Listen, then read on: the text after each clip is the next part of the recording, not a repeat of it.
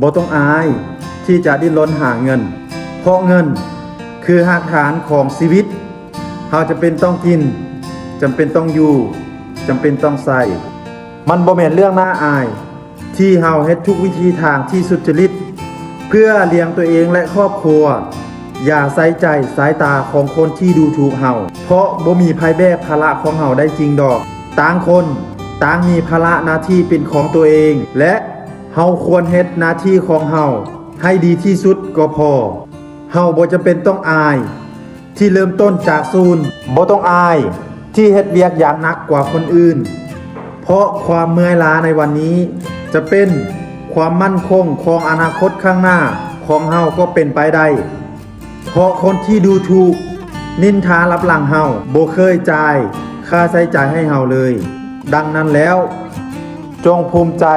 ในทุกหยาดเหงื่อของเฮาที่ไหลออกมา